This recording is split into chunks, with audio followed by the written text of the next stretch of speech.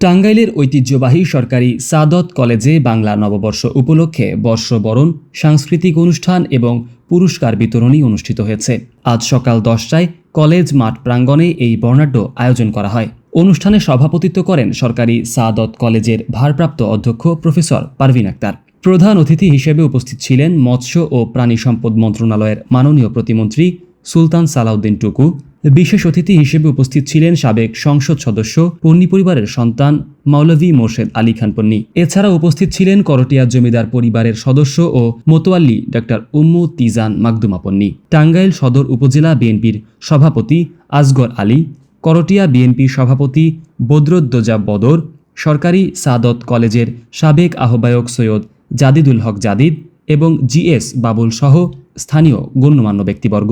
অনুষ্ঠানস্থল জুড়ে ছিল বৈশাখী মেলার আমেজ। ব্যানার ও ফেস্টুনে সাজানো পুরো কলেজ মাঠে সৃষ্টি হয় উৎসবমুখর পরিবেশ। শিক্ষার্থীদের অংশগ্রহণে অনুষ্ঠিত হয় মনোজ্ঞ সাংস্কৃতিক পরিবেশনা।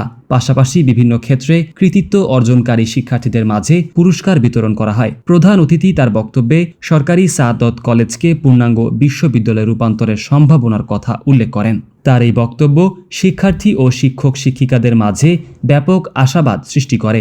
দিনব্যাপী এ আয়োজন শেষ হয় আনন্দ ঘন ও উৎসবমুখর পরিবেশে। এতে শিক্ষক, শিক্ষার্থী ও অভিভাবকদের স্বতঃস্ফূর্ত অংশগ্রহণ লক্ষ্য করা যায়।